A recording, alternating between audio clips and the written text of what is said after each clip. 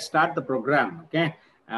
Very good evening, one and all. I welcome you again to another webinar conducted by Clinical Infectious Diseases Society. And again, obvious the topic is COVID because India is through the second wave of COVID. And then thanks to the use of steroids, diabetes, and then we have another surge in mucormycosis. And that has made all physicians, pulmonologists, ID physicians, microbiologists, and even non-physicians like orthopedics, everyone is busy into the world of COVID. And we have two lectures today, and then we will have a panel discussion on analyzing what would be the right therapeutic options in the management of COVID. And let us start the first lecture. That would be on newer molecules in the management of COVID. At times when I do write my prescriptions, I wonder if I am a ID physician or a rheumatologist, but thanks to the development in the field of rheumatologists, if not for it, we would have not had these newer molecules, which were kind of repurposed into the field of COVID. And to start the lecture, I would invite Dr. Subramaniam Swaminathan, who is an esteemed colleague of mine based in Chennai, ID physician who works for the Global Hospitals Group. He's the Hospital Infection Control Committee chair too. He is an ex-secretary of the Clinical Infectious Disease Society. And one announcement that I had to make was the initial 500 attendees will be able to view this program through the Zoom platform, whatever they have registered. If they come in a little late, they can see this same program live through the YouTube channel. All they have to type is CIDS webinar, CIDS and webinar, WEBINAR. They're going to type that, then they can see the program live on the YouTube channel. Or the first attendees, the initial 500 attendees will be able to see it through the Zoom platform. And with this, I would request Dr. Subramaniam Swaminathan to start his lecture on newer molecules on COVID. Thank you. Thank you, Nambi, and thank you for organizing this very important update as well. And I think it could not have come at a more appropriate time. So disclaimers, I know we are supposed to put out a conflict of interest, but I was just thinking maybe I should put in the fact that I'm not a rheumatologist in this conflict of interest as well, because we're going to be talking about so much of repurposed rheumatology medicines that maybe we should get a vicarious license to practice rheumatology as well on the side. So yes, I work with everybody. I'm quite conflicted. So, I just have to live with it. So the important thing is that there is so much immunology in COVID-19. See, immunology has been part of any infection or any infectious disease and things like that. Infection control, immunology, all of this are built into the handling of any infection. We know that it behaves differently in different hosts. We all know that. But we have not looked at the immunological aspects of the disease in great detail, except for some areas like paradoxical response with TB and things like that. But in COVID, the immunological response in the second week is something which is so different from what we see in, from other situations that we've been forced to look at it, and where dexamethasone and steroids have been shown to make an impact. But again, it begs the understanding that we need to see where everything plays a role. We know that antivirals are probably not going to be very effective after the first week. That's why if you look at this beautiful pictogram, you can see that the value of remdesivir seems to be most in the first week of infection before oxygen requirement happens. Once oxygen requirement starts going up, antiviral agents probably have very little benefit. They may have some benefit, but the benefit is probably much less. In the later phases, once the patient becomes sicker and sicker, that's where immune modification makes a difference. And dexamethasone is probably the most well-proven option. The next most well-proven option now seems to be between Bari and Tosi. I'm not going to talk about Tosi today because I think we've done with Tosi to death. So we'll talk about Bari and all the other agents which are coming up. So again, it cannot be used in every patient. It cannot be used in every circumstance. We need to pick the right patient at the right time and use Bari or Tosi or whatever it is. So let's talk about baricitinib. Just to make life a little easier, I'm just going to call it Bari. So these words are just too big and impossible. So it's a Janus kinase inhibitor, works on 1 and 2. It's a great option that it's oral. But we really prefer IV options when a person is sick. But let's just accept that it's oral. It works on a lot of different signaling pathways, and it does interfere with the way the virus enters into the cell. But we're not giving it for the viral entry part of it. We are giving it more for the immunological part of it. So the large study which was done was the ACT-2 trial, where baricitinib was a part of it. This was last year, a multi-center trial all over the world, many centers across the world, including in Singapore. So they looked at remdesivir as the baseline therapy, and they either had two arms. Either they got remdesivir with baricitinib or remdesivir with placebo. And what they looked at was they substratified all the patients who went through the study. And for those who had mild to moderate illness or minimal oxygen requiring, which is this score of 5, there was really not much of a difference between baricitinib and placebo. But once you came to patients who required significant amount of oxygen, like a high flow nasal cannula or a ventilator, baricitinib with remdesivir was significantly superior to placebo with remdesivir. So this was the first trial which showed a survival benefit for those who required high flow nasal cannula or ventilator. But those again on ECMO, not much of a difference. So obviously, there is obviously a specific situation where baricitinib probably is of use. We'll come back to what that means and how I interpret it. So there are other studies which have been done with that. The ACT-4 study looked at remdesivir with dexamethasone versus remdesivir with baricitinib. Unfortunately, this was stopped because they felt that NIH felt that the difference was going to be unlikely. They felt that remdexa and rembari are probably going to be equally effective. The question is, is rem actually doing anything much in this? I'm not going to comment on that. So what about bari as a combination with steroids? Well, there's only one observational study that I could find. This was published in Dermatology earlier this year. They looked at steroids alone or bari with steroids, and it was an observational study. They picked the really sick ones. They looked at patients who had a PaO2 or FiO2 of less than 200, meaning those with significant lung injury.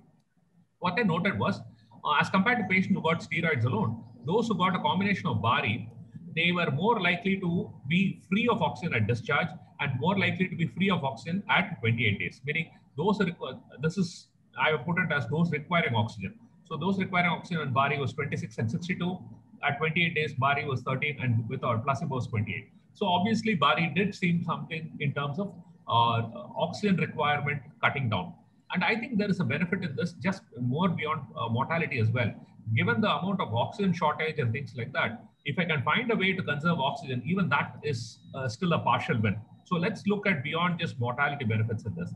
And when they did subgroup analysis of bari 4 versus bari 2, the 4 milligram of baricitinib was seemed to be more effective than 2 milligrams of baricitinib.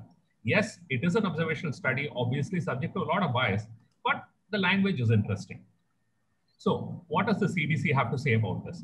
CDC has said that for those people who cannot get, who cannot use DEXA, well, who would that be? Maybe somebody with a stomach perforation, I suppose. So those needing low flow oxygen, and if you cannot give DEXA, you can think of bari with remdesivir. What about HFNC or VET? Again, if you cannot give DEXA for some reason, most unusual, you can go for bari with remdesivir. There's no guidance on using bari with steroids. But to me, I think based on that study, I think bari with steroids would be an interesting combination. In fact, one editorial has talked about whether the steroid that we're using, the dose is inadequate. And that's why bari is giving us extra benefit when combined with steroids. That's interesting, but I think it needs more study. So therefore, question of bari with steroids is still not answered. Of course, the most important thing is do not combine bari with tosi. It's a bad idea. You will end up with life-threatening infections and it should not be done. So baricitinib wise contraindications, those with extreme renal failure, you cannot use it. Between 15 and above 30 to 45, I think you can give half the dose. 15 to 30, you can give 1 milligram a day, something like that. Neutropenia is an exclusion. Active TB infection. Pregnancy and breastfeeding because there's not enough data and things like that. And of course, if you're planning to use tosi, if they've got tosi recently, no.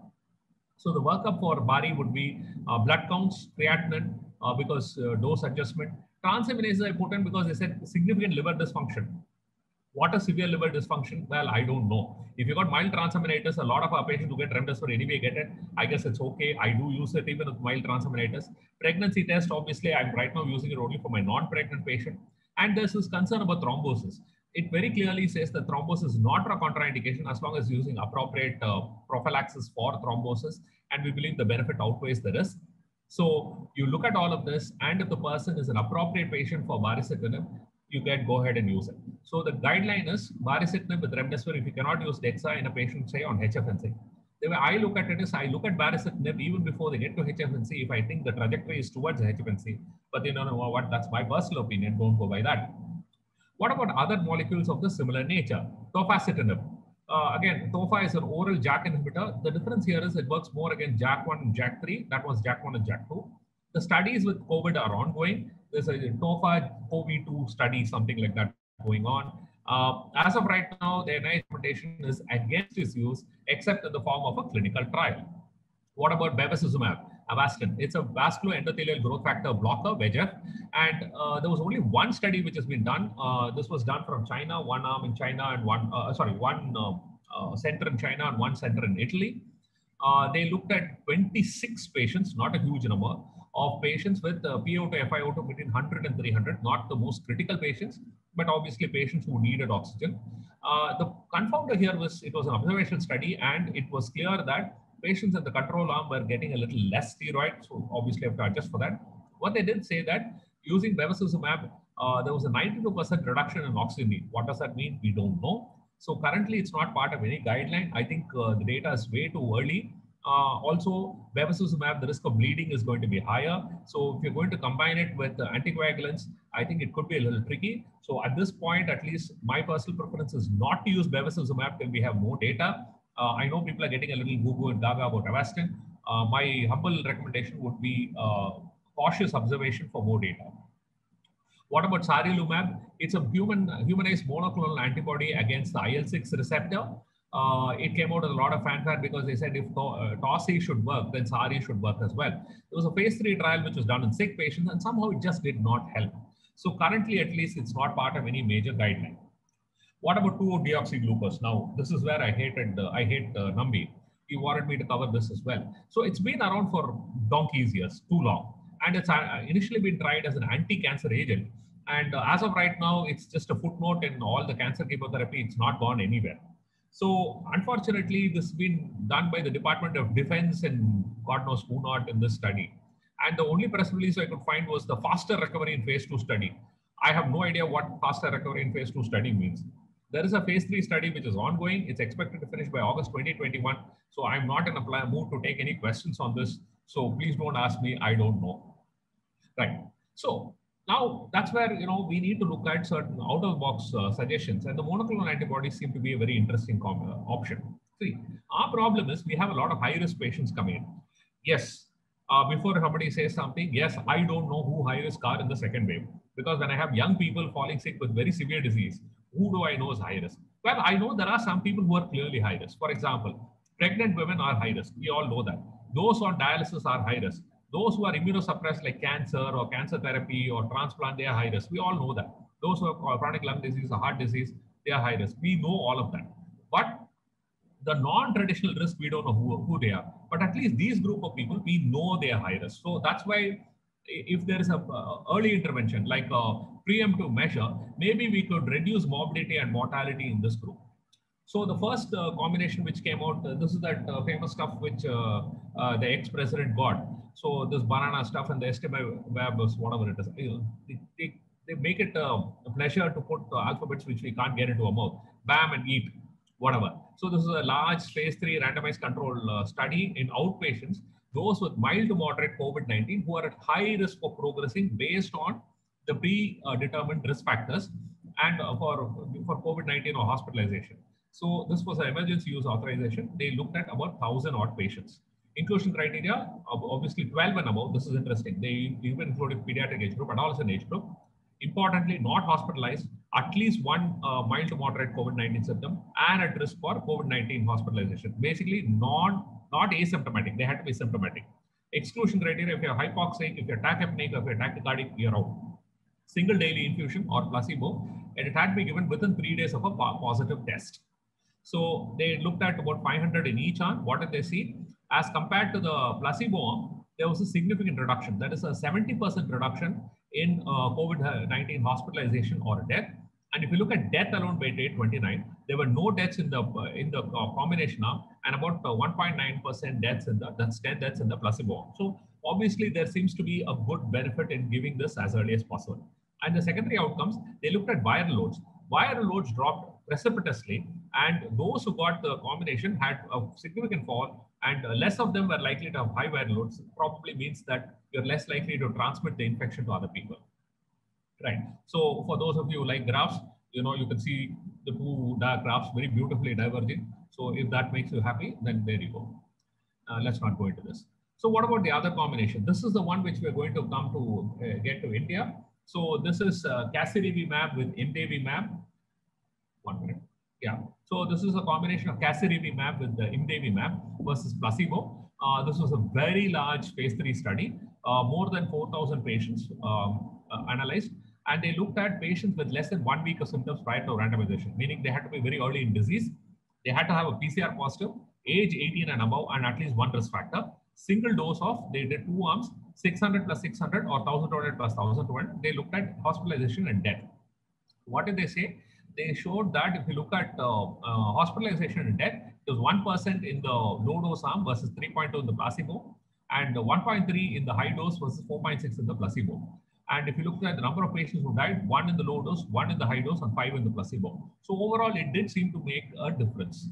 So interpretation, at the 1,200 milligram dose, which is the dose which the Indian government has determined for India, 600 of casirivimab and 600 of imdevimab, there's a 2.2% absolute reduction in endpoints. So basically, you'll have to treat about 45 patients to prevent 1 admission or 1 death. And a 70% relative risk reduction in the COVID-19 hospitalization or all-cause deaths. At the 2,400 milligrams, it was a 3.3% absolute risk reduction. So interesting, right? So who cannot be given this drug because it's going to get launched very soon? It's important for us to know about it. It is not for those who are already hospitalized. So if you're sick enough to be in hospital, it's not going to happen. One more thing, it should be within 7 days of therapy. They've said 10 days. The labeling is up to 10 days. I would say the earlier the better. Those who require oxygen, you cannot. But let's look at patients who are already on baseline oxygen, like chronic lung disease. If their oxygen requirement has not risen, that's okay. So if you're using a monoclonal antibody, you want to give it at an early stage, shorter duration from onset of symptoms, preferably less than 4 days. 3 days and under is good.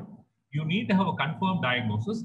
The study said PCR. I suppose in our country, we should be thinking of RAT as well, rapid antigen as well. The treatment should be within 72 hours of result. But come on, if your PCR comes out positive, you should find a way to give it as soon as possible. Currently being licensed as an IV infusion, but as I understand it, they're looking for a subcutaneous indication as well, which will make it easier. These patients should not be in a hospital for any reason and should not be on oxygen. And even if they do get it, they should be warned that there is still a risk of chance of development of hypoxia and hospitalization, and therefore they still need to be followed up for the possibility of developing severe disease. And with that, I'm going to wind up. Thank you. Not bad. I managed to finish on time. Perfect, Subra. I think you've stuck to that time. 20 minutes on dot, finished. And there are some few questions from the audience. Yeah, and, I'm going to quickly read through this. Let me see. Is COVID a World War III? I'm not even going to answer that. Okay. I'll let Dr. Rajeev Suman take that on. How about that? He's got something saucy to say. Can I say COVID-19 is a biological war? Pass to Dr. Rajeev Suman again. Okay. Use of steroids in COVID-19 treatment, but experts have warned so far. See, steroids are good, but anything used in insane doses or out of context is just trouble. So if you use it for the right reason, at the right dose, for the right duration, you'll be fine. Role of deoxyglucose in COVID-19 treatment, in my mind, experimental. I'm not going to try it. Personal thought. What about tofacitinib? Right? See, if Bari should work, tofa should work. That sounds good. But having said that, let's wait for data. Since the data is clear for Bari, if you're planning to use it, why not just use Bari? And Bari, all the generics are going to come out. But please understand when Bari is to be used. It's not like Temple Prashad where you give a little bit to everybody.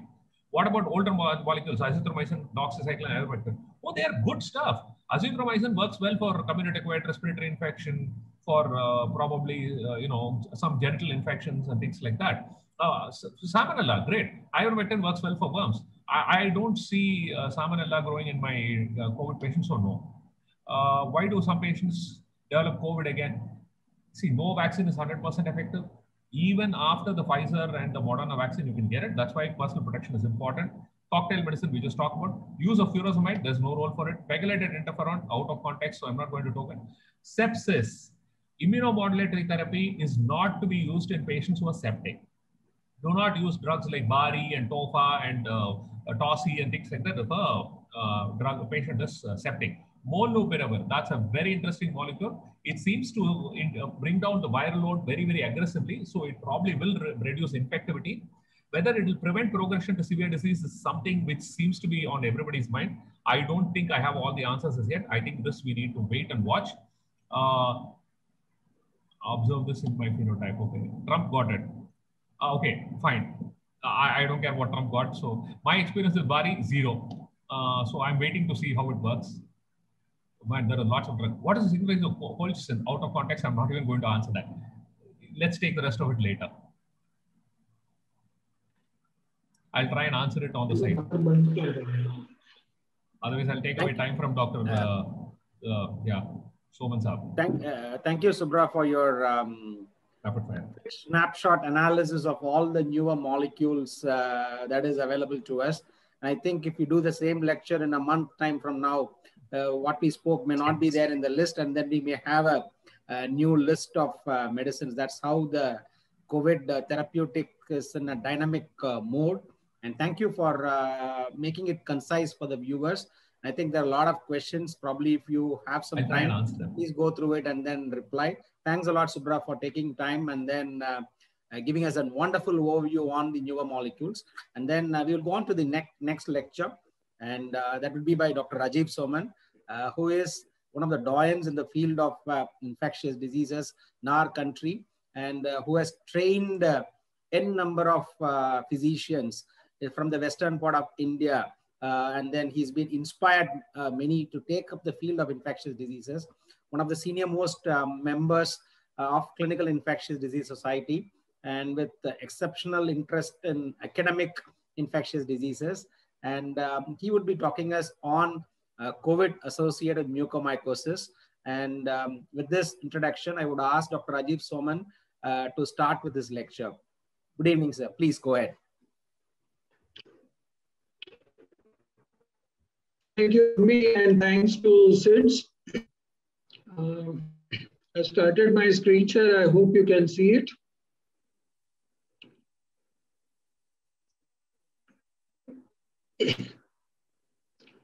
Okay, friends, it's indeed a great pleasure, and I will divide my remarks on post-COVID-19 mucormycosis this evening to realities, uncertainties, and myths. These are my disclosures, and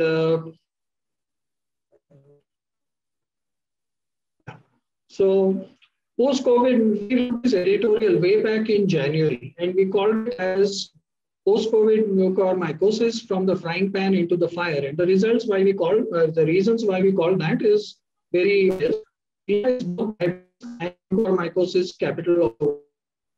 And COVID-19 and its treatment, as of course as it is being given a meted out today, really amounts to a recipe disaster. And why is that so? One is we definitely have high spore counts in our country, and this has been shown in elegant studies.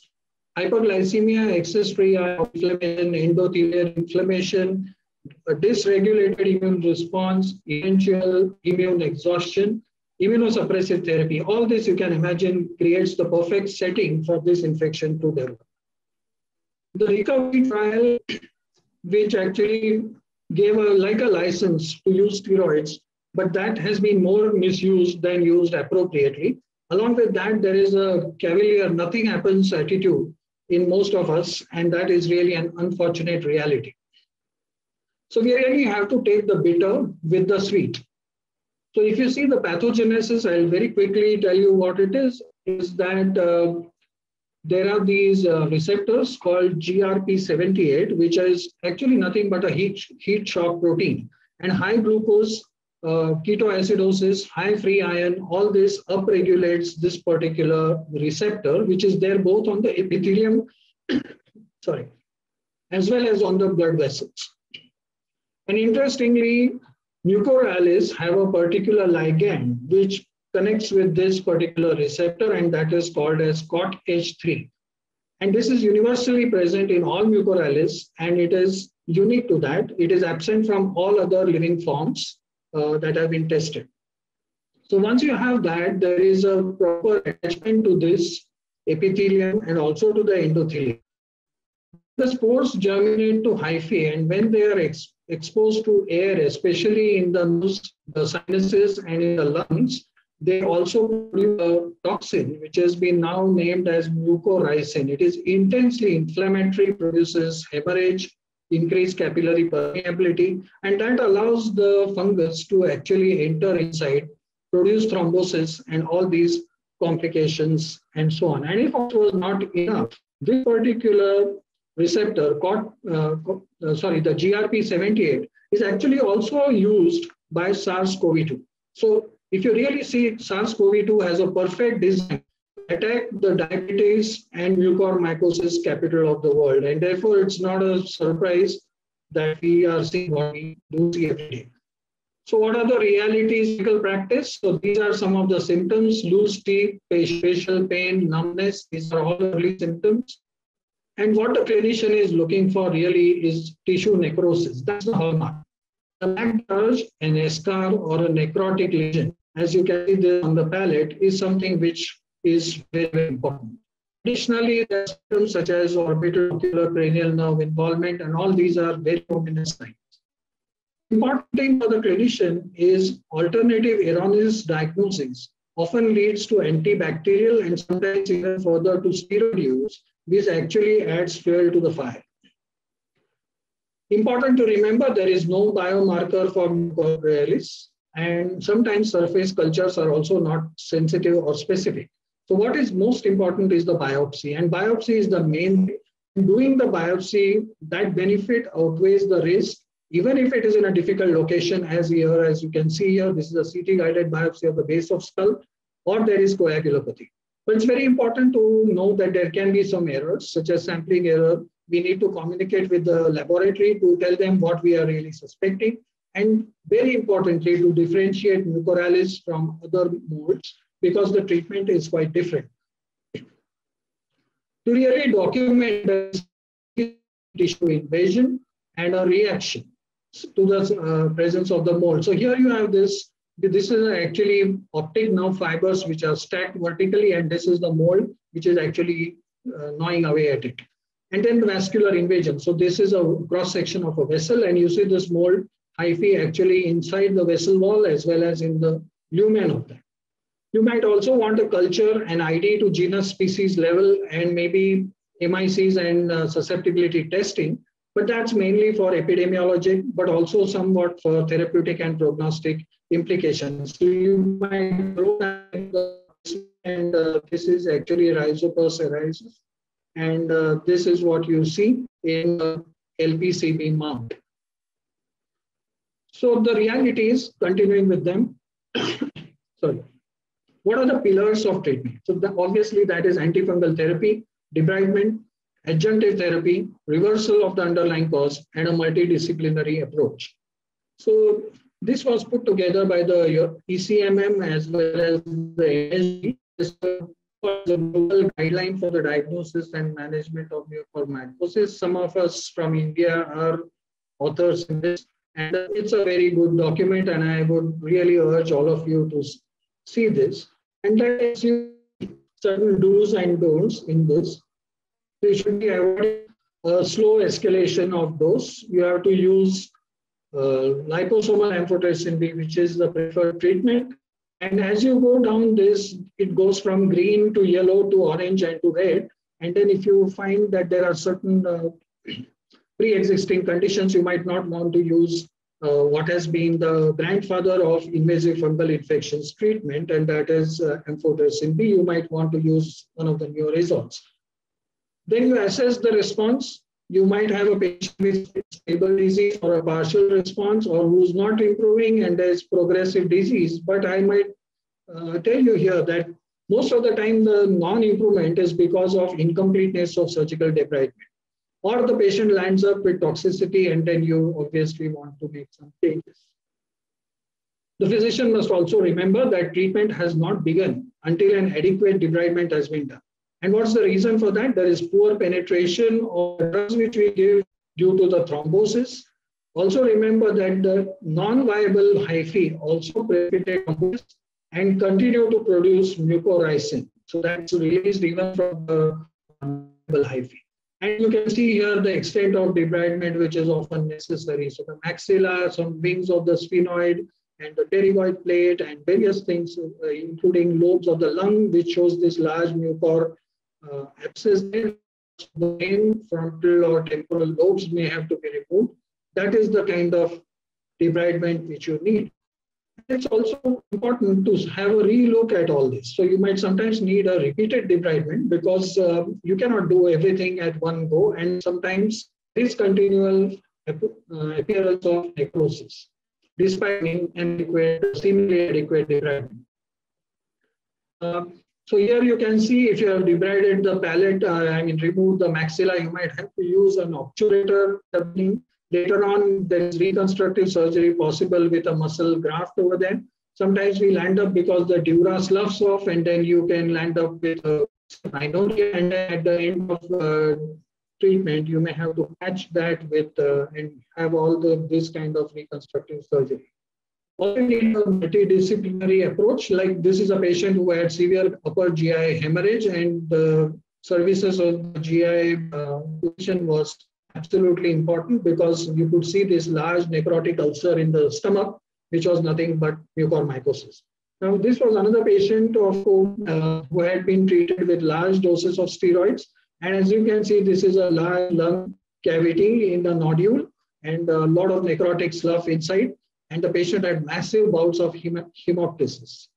So the interventional radiologist actually did an angio, and you see here a large mycotic aneurysm, which was quite. So then you need each and every department of the hospital to take care of all the various problems which the patient may have. That brings me to some uncertainties. We all, like people who actually share our set point, whether it's right or wrong is not the point. Every slower and driving faster is a maniac. So there are lots of uncertainties. So as I lactose has been the grandfather of treatment of all this, and there has never been any control arm when the drug was in treatment. But we have realized that it does have lots of unmet clinical needs. And the question is, do some of these modern azoles, do they fit the need? And are they really advances over amphotericin B or not really? Okay, so we have this product, isavuconazole, everyone is familiar with that. And this was the pivotal study which gave it the labeled indication. This was called as the VITAL. But if you look at it more closely, it was a rather small study. And the comparator arm was from the Fungiscope history. So that is gives you some uncertainty in what is the real role of this drug. It was also tried in this particular study called as the SECURE study. And in that, again, there has been subgroup analysis of that, which found that the patients who had unremitting neutropenia did not really fare very well, even when the drug was given. So there are issues. The drug definitely has very attractive properties. So the exposure relationships are such that the exposure that you can achieve is at the top of the dose exposure response curve. In other words, you don't need a therapeutic drug monitoring. The usual doses produce a perfect serum level. It also benefits in some way because it has a very comparatively good CNS penetration and so on, lack of toxicity, interactions, prolongation. These are other attractive points. The other drug is posaconazole. And we must remember here that posaconazole was mainly used for prophylaxis and not really, a lot of work doesn't exist on actual treatment. And therefore, it's nice to see this particular very small study, but it's attractively named as MOVE ON. And what they found is the new formulations of posaconazole were effective in terms of treatment response and associated mortality in invasive mucormycosis. Maybe it is an alternative for the treatment of mucormycosis, but the limited sample size calls for a very cautious interpretation. And again, this is the case it was a case-matched analysis from the Fungiscope registry. So there are lots of uncertainties here. So which agent should it be, this is even more controversial, so whether it should be a single agent versus combo. What might be the bioavailability if these drugs, the new ones, are crushed and through a feeding tube? What is the role of which drug in salvage? At what point can you transition from, because the patient has improved or whether the patient has not improved? And what finally is the duration of treatment, which is not decided in the calendar or the milligram or grams of drug which has been given by the clinical, radiological and microbiological improvement. The timing and extent we've discussed of debridement is important. There are certain drugs which are used as adjunctive therapy. So they should be only used, if at all, in the company of another effective drug. And that could be caspofungin, hyperbaric oxygen, statins, aspirin, and deferricerox. All of them have uncertain efficacy, cost, toxicity, and availability. So if you don't have hyperbaric oxygen in your own institution, probably it's not worth it. Now, reversal of the underlying cause does pose challenges. It might be somewhat easier to reverse the neutropenia or to treat the diabetic ketoacidosis. But when it is a very elusive thing, like what is the underlying cause and what has to be reversed, it becomes a challenging thing. Is there distinct manifestations of COVID-associated mucormycosis? To some extent, yes, although there is no formal study which says that. My observation is that the maxilla is really bearing the brunt, as if the COVID-19 has given you a knockout punch on your upper jaw. And that is one of the things which is very important. So loosening of teeth, falling of teeth, the maxillary teeth is something which is very important. We didn't have to remove that many maxillae before the COVID era. Now, whether it's easier to treat or more difficult to treat, again, we are divided on this. I've seen some patients where it was very, very difficult to treat this particular patient. On the other hand, there are some patients, maybe mild disease, treatment started early, the control is good. Most of the time, we have found Rhizopus erizus, but a few small numbers of others, such as Homothallicus and so on. And I don't think we have much work which has been done on identification of the genera, species, and resistance. Also, let me remind you before I leave, everything post-COVID-19 is mucormycosis. So let's look at this patient. This patient also was on steroids and all that. And as you can see, there are hemorrhagic blisters in the mouth, on the tongue, as well as the nose, as well as on the vermilion border, and this was nothing but HSV, which was very bad infection. Now, this patient also had headache, one-sided, as well as a swelling of the eye, and the ENT surgeon had already had done the FES, and actually the patient was referred because the FES was not showing anything. And what was really there was a herpes zoster or ophthalmicus. Now, here this patient had a fairly long-standing history of this severe pain and some ulcerations in the palatal area. But mainly what has been involved is the soft palate, and this turned out to be histoplasmosis post-COVID-19, post-receipt of steroids. And you have this patient who definitely has mucormycosis. You can see this eschar, you can see the sinus, which is filled with that, and then yes, mucor was also found. But this patient also had these additional lesions, and she had headache, and these actually look more like tuberculomas rather than only mucor, because even TB may reactivate as a result of steroids and all the immunosuppression that is going on in this group of patients. Finally, everyone knows what are the myths. I think the audience of SIDS is very well informed. Black fungus is something totally different. Why is it being called? I don't know whether it's because of the diabolical nature of the fungus or whether it makes parts of the patient black or what. But everyone knows that this is not dematiaceous. Human-to-human transmission of mucormycosis is not there. We must remember here that inhaling the spores is almost a daily occurrence in all of us. And yet we don't have disease because of the good immune status. So what happens is that only in the presence of a right soil does the infection become a problem, and therefore there is no human-to-human transmission. The infection control issue in the hospital and community, yes, this has been talked about, and this is not an issue here. And use of gloves, gowns, and masks purely from the point of view of mucormycosis is not really required. What about prophylactic anti-mucor agents in COVID-19 patients, especially those who have received a huge amount of steroids and so on?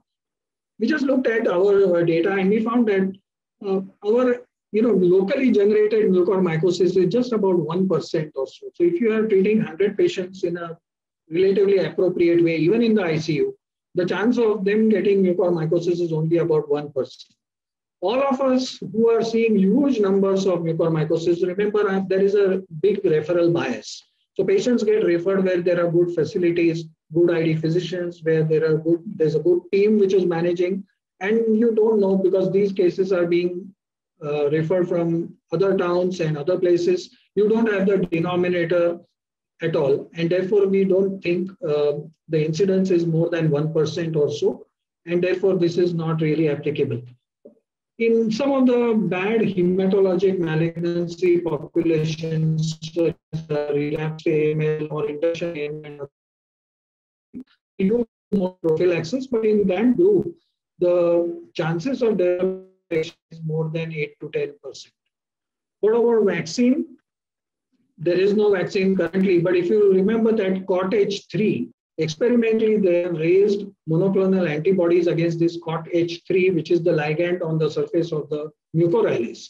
And if you give that to experimental mice, they are protected from mucor. So it might turn into a reality. I'll close by saying that our understanding of mucormycosis is extrapolated from the COVID-19 era.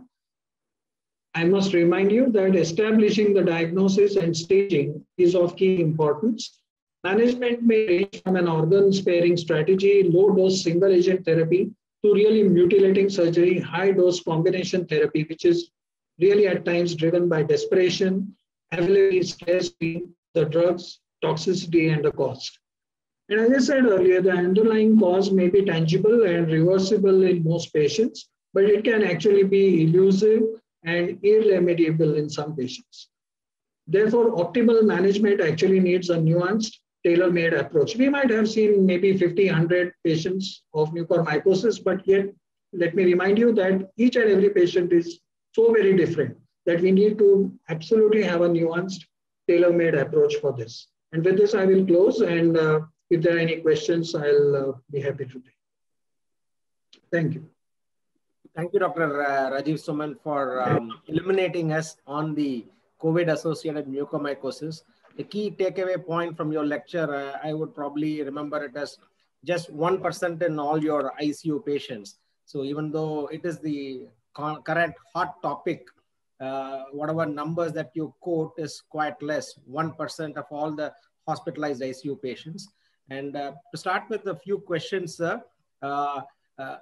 is COVID per se an increased risk factor for mucormycosis, independent risk factor? Yes. Absolutely. I have seen a few patients where COVID was diagnosed in retrospect.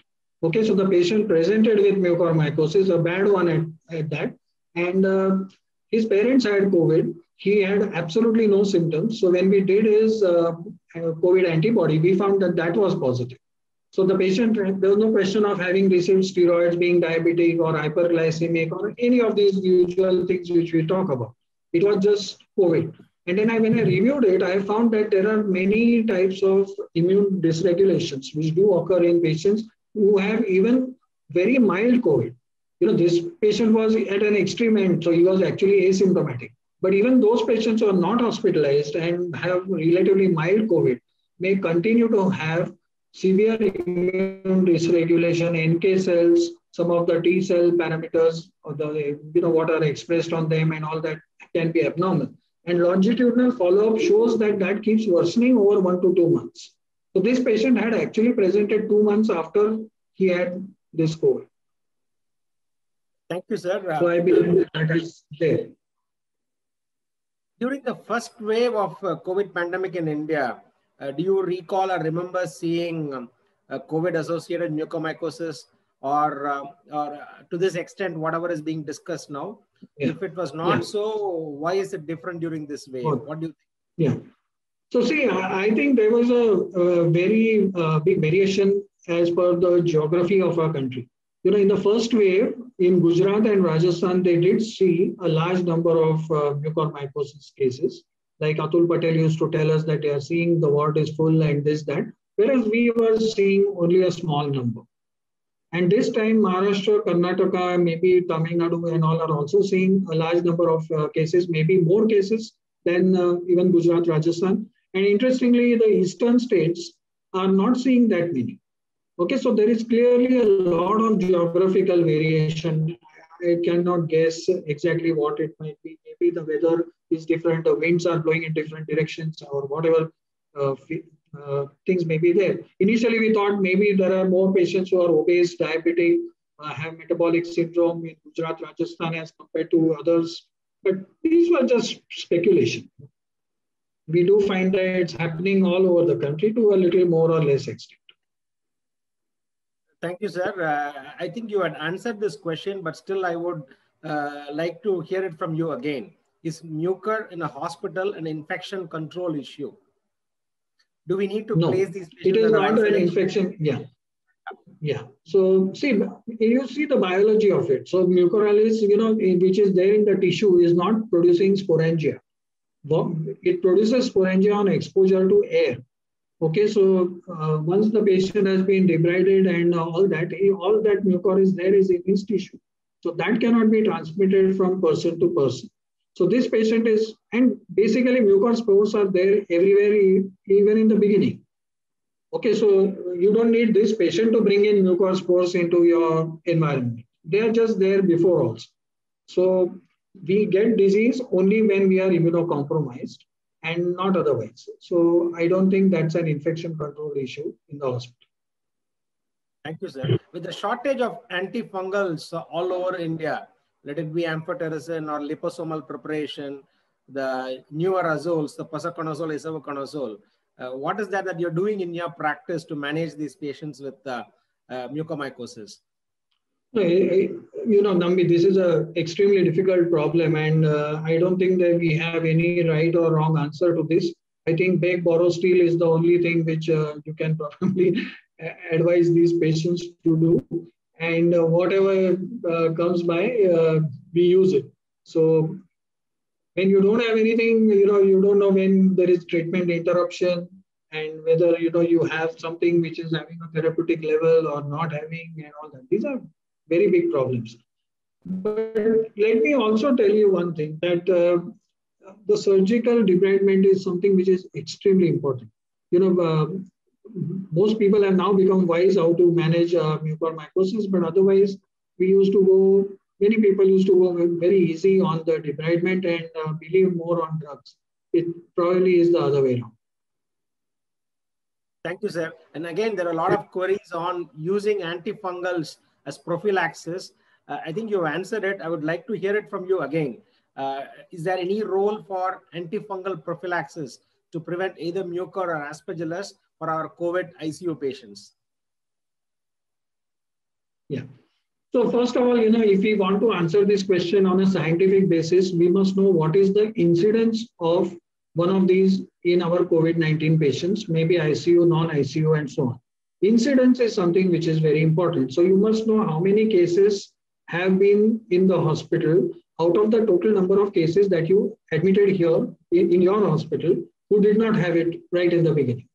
Okay, so that is the way to find that incidence. And maybe after the patient goes home also, we will need to find out, because some of them may develop it after 2-3 weeks, maybe up to a month.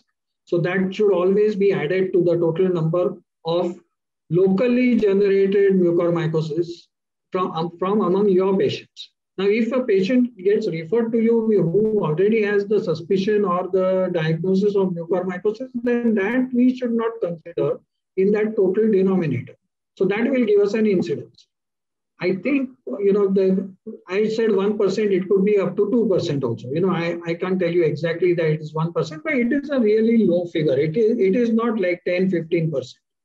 Now go by the hematologic malignancy population. There, if you have those settings where your invasive mold infections such as aspergillus, that is even more common in that, is about 10%. So where is it 10%? AML induction, HSCT, myelodysplastic syndrome induction, and so on. So in those situations, it has been recommended to use maybe posaconazole or sometimes even voriconazole. So that incidence is something which is very, very important. So if we start using on a prophylactic basis, Subra did that calculation. So if you have 1% or 2% incidence, that means you will have to, probably use for 50 patients to maybe 100 patients to save one of these. The drug will work, I'm very certain about it. But you will need to use it in 100 patients or maybe at least 50 to 100 patients to save from one patient getting it. So that just does not make sense at all, especially when we are running short of drugs and so on. Thank you, sir. Thanks for making those points very clear. There are a lot of myths around this so-called black fungus. Mucor is not a black fungus to start with, and I think that is the key message that we have to drive.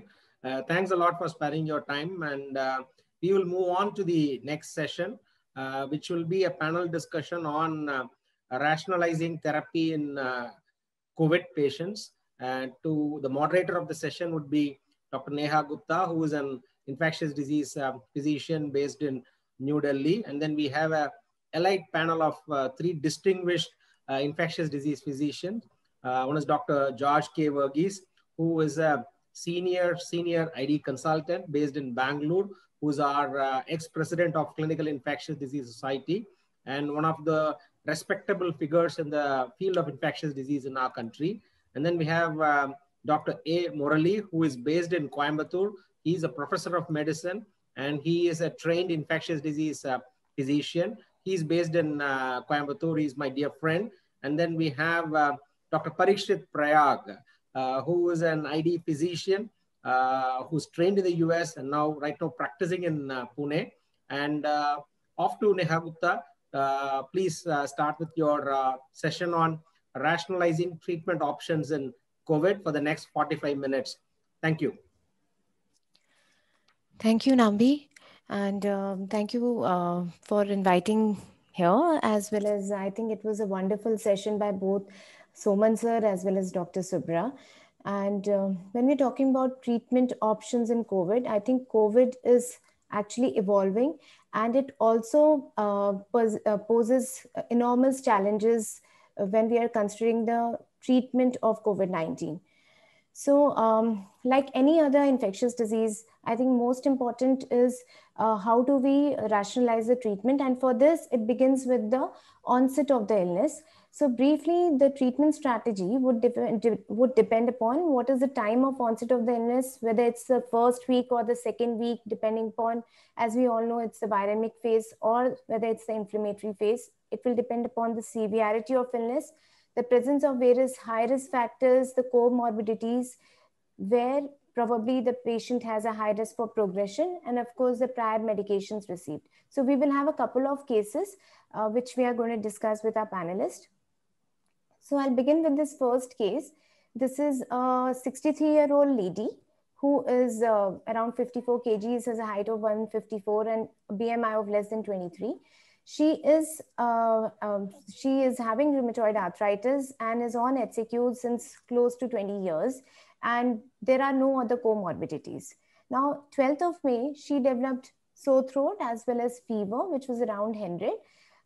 She went ahead for the COVID antigen, which was negative. Her saturation at this point was 98, but her husband has been COVID positive. So at this point, with this lady presenting with the mild symptoms, what should we offer to this patient? So should we, what about the role of azithromycin, ivermectin with doxycycline, favipiravir? Should we give symptomatic antipyretics along with inhaled corticosteroids or systemic steroids?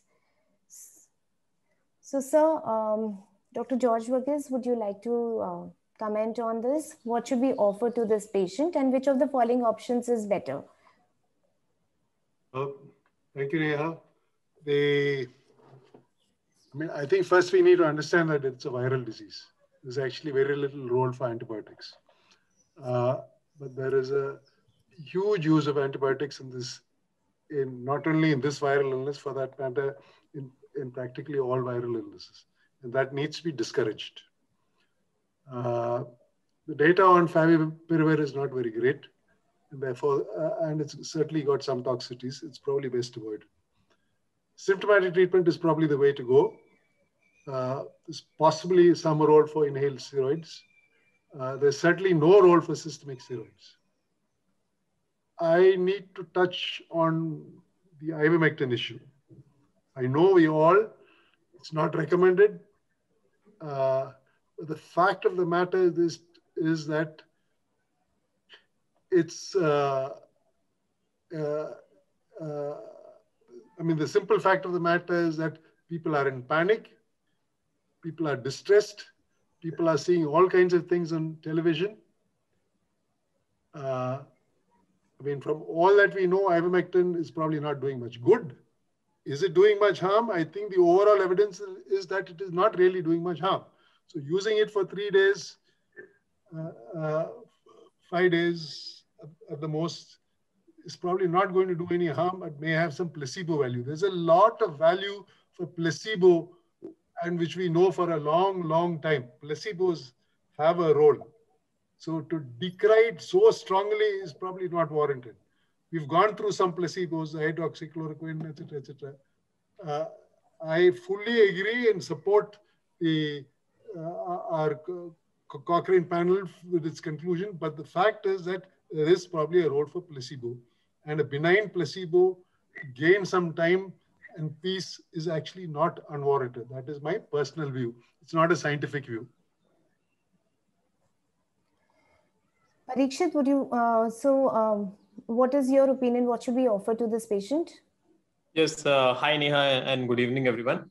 You know, I agree with Varghese sir. You know, we have to first ask ourselves that which out of these is harmful. And definitely that would be systemic steroids at the onset of COVID-19, you know, before you have any other clinical information. The patient is not hypoxic. We have to remember that this is a patient on HCQS as well. So systemic steroids is an absolute no-no. Personally, I don't use any out of 1, 2, and 3. You know, his point on placebo is well taken with the kind of panic and with the kind of misinformation on social media. Personally, I don't use any out of azithro, ivermectin, doxy, or favipiravir. Again, azithromycin, very little value. Ivermectin, again, you know, the data so far seems to be disappointing. Also, the in vitro studies were performed with a lot higher doses than what we can potentially give these patients. So I'm not a big fan of that. And again, favipiravir also, really, I have never put anyone on favipiravir, but you know, whoever has paid with favipiravir, I have never really seen it doing any good. Systemic symptomatic antipyretic, I think, is really important because, you know, many of these patients, we have all seen this, that if you put them on NSAIDs or if you put them on something like etoricoxib or naproxen, not just paracetamol, but if you put them on mild anti-inflammatory agents, then symptomatically they do feel a lot better. And this, in fact, can really prevent the misuse of steroids that we are seeing. And then inhaled corticosteroids, again, is again a fair option. And again, we have data to suggest that if used early, the number needed to treat is pretty favorable. I mean, the number needed to treat in the STOIC trial was pretty low in terms of, you know, trying to prevent clinical worsening. So again, innocuous, especially in patients who have hyperreactive airways. So 5 would be an absolute no-no. 1, 2, and 3, a personal no for me. So 4 would be my choice. Absolutely. So definitely, as mentioned, like, you know, azithromycin, there is no effect on the mortality or the disease progression, may have just immunomodulatory effect. Regarding the ivermectin and the doxycycline, again, we have data in both ways, but there is a recent, like the India COVID guidelines, which is the initiative of Dr. Priscilla Rupali. They have come out with a recommendation regarding the use of ivermectin, and they recommend against using ivermectin with any severity of COVID-19. So again, regarding the favipiravir, as the panelists have discussed, the data is not very robust regarding its use. There have been earlier some non-randomized open label trials, and of course favipiravir has toxicity issues. Even like, you know, day 4 or day 5, there can be leukopenia as well as thrombocytopenia.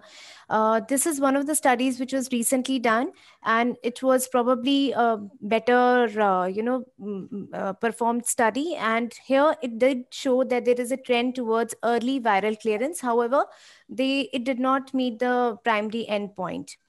So as Parikshit has mentioned regarding the STOIC trial, which obviously, like in this particular trial, the inhaled corticosteroids, the budesonide was used, and the main the reason why, the premise has been that inhaled glucocorticoids reduce the replication of SARS-CoV-2 in the airway epithelial cells, in addition to the downregulation of the expression of the ACE2 and the TMP-PRSS2 genes, which are critical for the viral cell entry.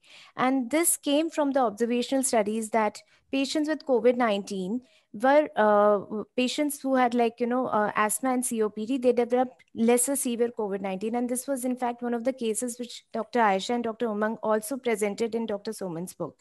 So in this STOIC trial, of course, the dose which was used was 1600 micrograms per day, and it resulted in quicker, the probability of clinical recovery was definitely much more quicker, as well as the resolution of fever was also much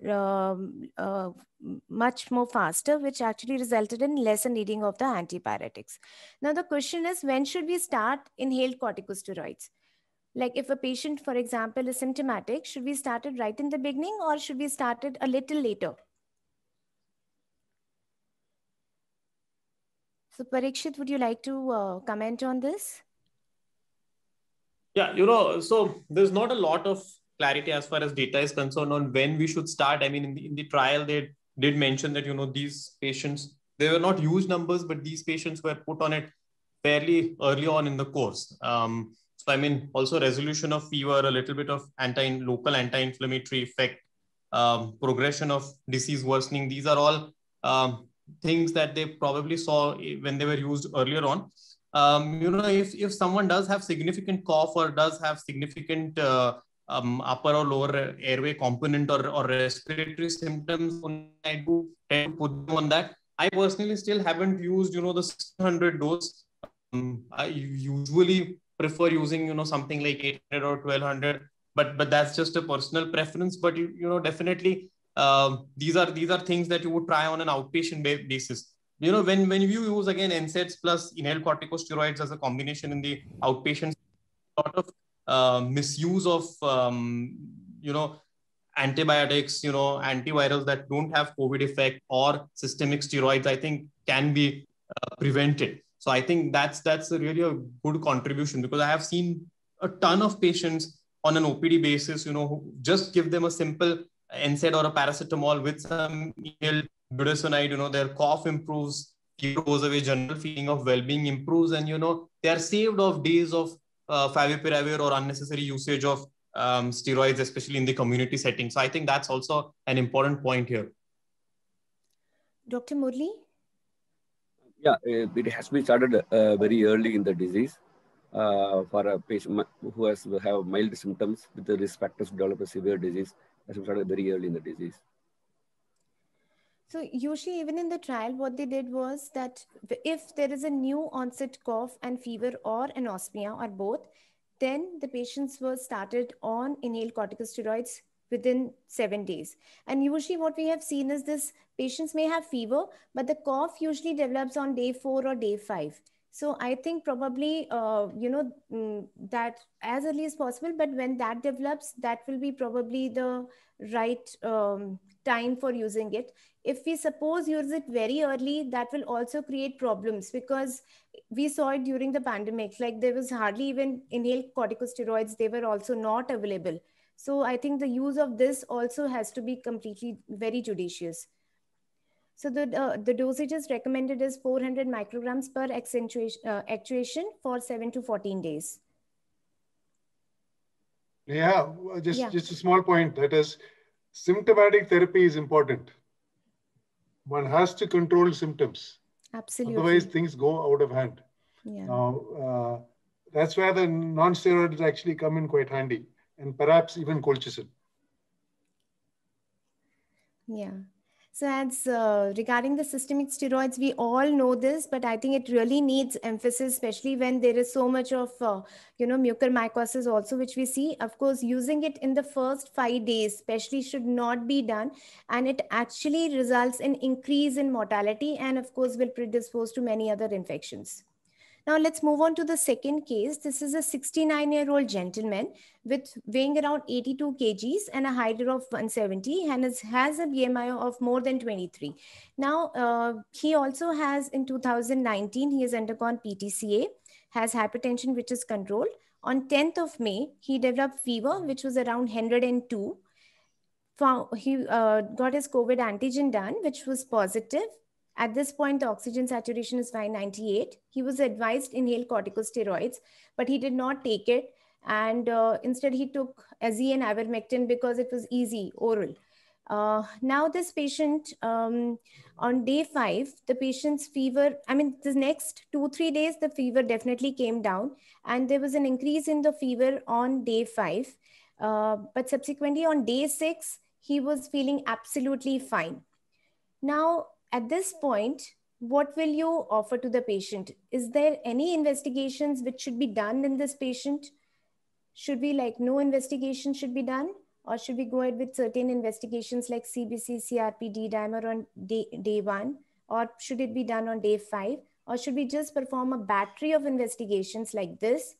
Or should we go ahead with certain blood parameters along with a chest X-ray or a CT chest? So Dr. Murli? Yeah, this is an elderly gentleman, obese with comorbid conditions, have COVID RT-PCR positive, COVID antigen positive, now around the 5th day of illness, having a fever and mild cough, correct? So probably I would like to do a complete hemogram, CRP, D-dimer of the chest X-ray on this, at this point of time, since he is a symptomatic around 6th day. Yeah. So what about this LDH, ferritin and IL-6 in this patient?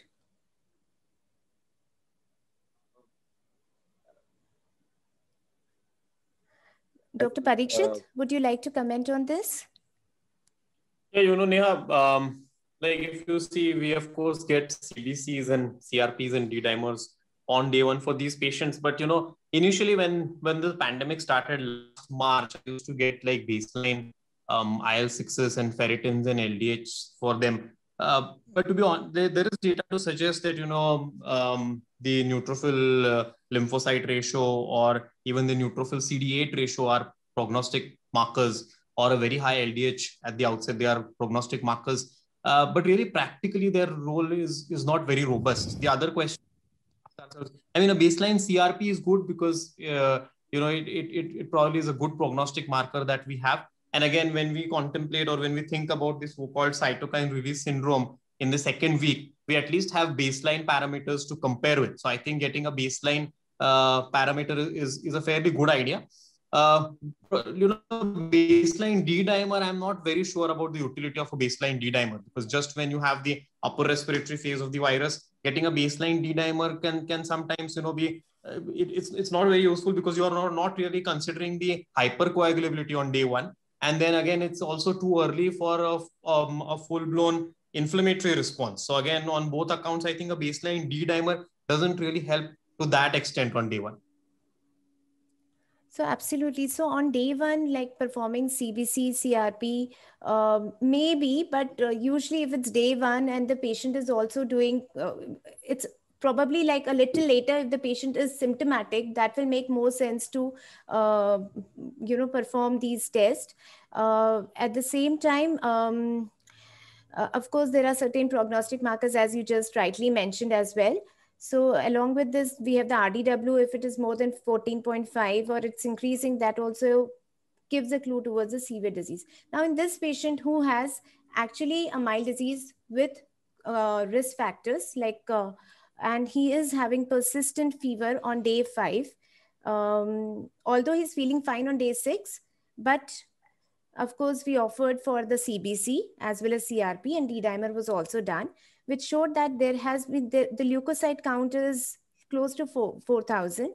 There is a drop in the platelet count. And this is something which we have seen more in this time as compared to the last time.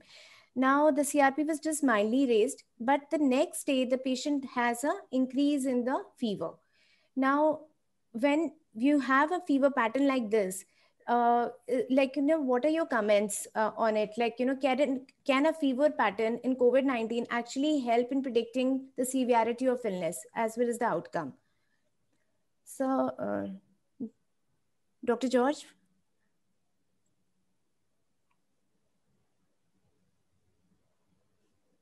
Yeah. Fever pattern has got some correlation with prognosis, and I think you will be showing the slide a little later. Yeah, but, the same. But certainly a fever beyond 7 weeks is a matter of concern. Up to 5 days, I think, is what we are kind of seeing on a practically routine basis. So beyond 7 days, persisting fever would be a matter of concern. Correct. And usually would suggest that there is probably a little more severe involvement, little more than mild involvement.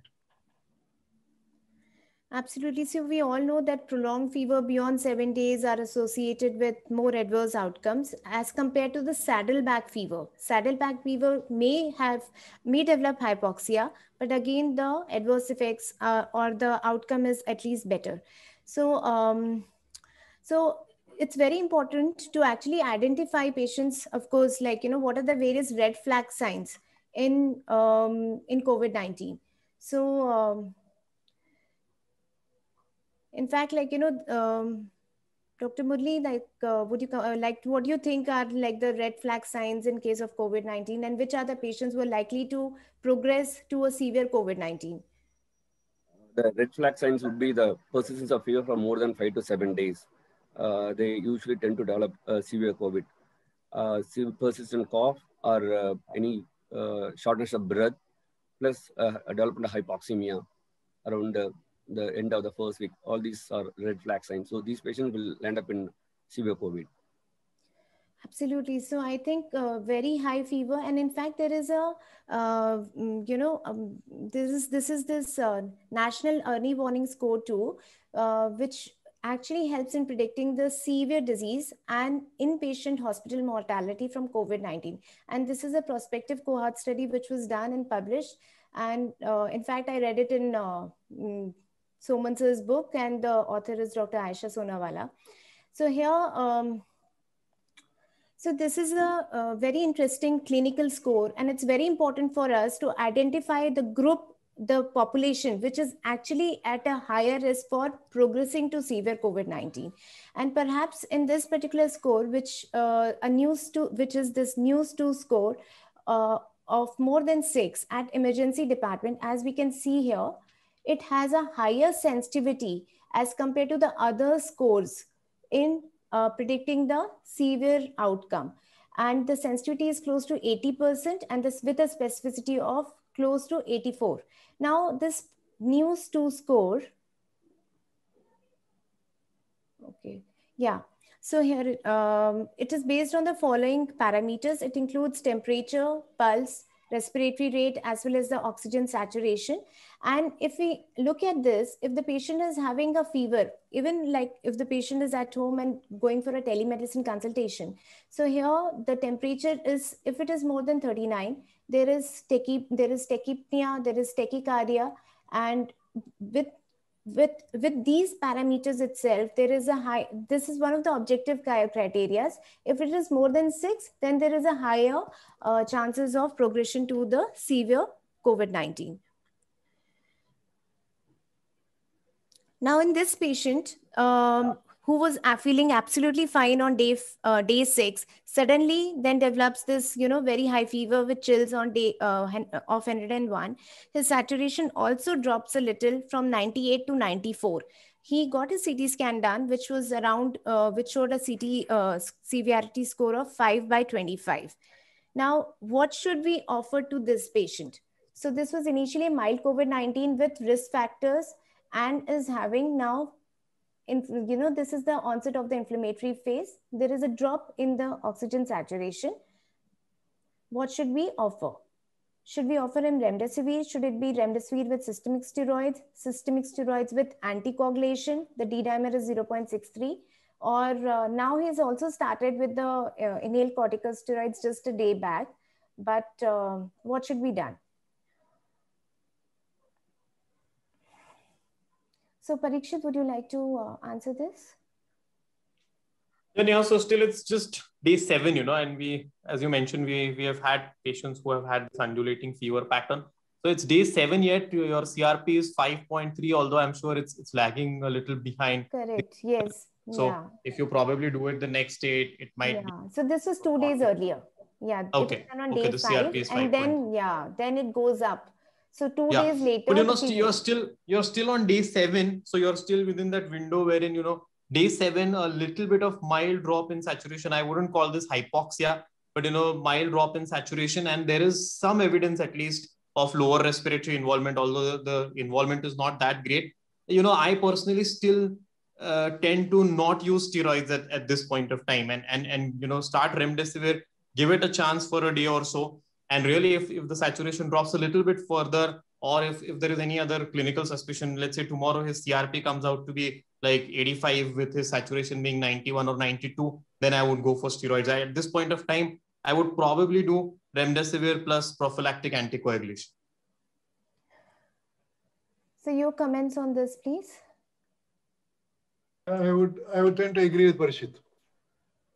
I mean, I know there's a lot of bad press about remdesivir, but I think it has a role and it seems to work. So if you get your timing right, and we are at the edge of the timing, and therefore, if you want to use it, this is the time to use it. Correct, absolutely. So if we have obviously the choice to start, it will be like, remdesivir. And definitely this patient is at risk for progression. So, but the problem was like, at this point, so oxygen saturation is also not dropped in. This is like in the peak of the pandemic, where even hospitalization also is not, he was not getting admitted into the hospital. So, but yes, in ideal circumstances, remdesivir, but the fever pattern also tells us something regarding, this is kind of a saddleback fever as well. So, and the CT severity score is also 5/25. So it's not like a severe disease per se. So in this patient, probably like, we thought of giving definitely remdesivir, but this was not possible. So we started off with the steroids subsequently, and the patient has done well. The point here, which I would like to highlight, is regarding the doses of the steroid also, that in case like, if suppose the patient is started on steroids, what should be the doses of steroid? What should be the duration, and how should we taper it?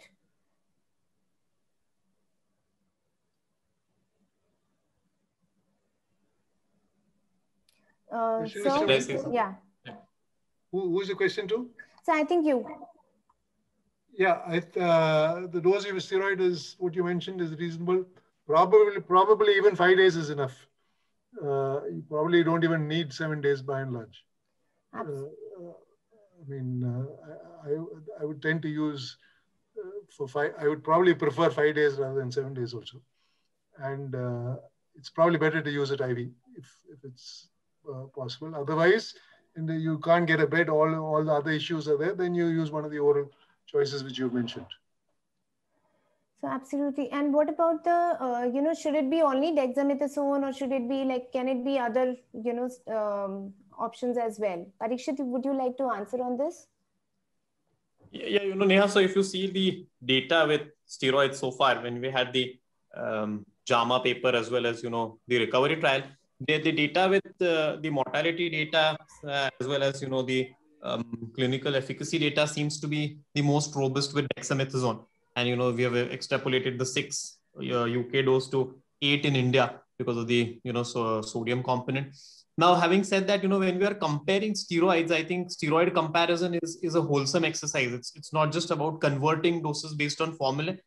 It's about what I want from them, their anti-inflammatory potency, their half-lives, something like Dexa has a longer half-life and it has a more robust anti-inflammatory potency.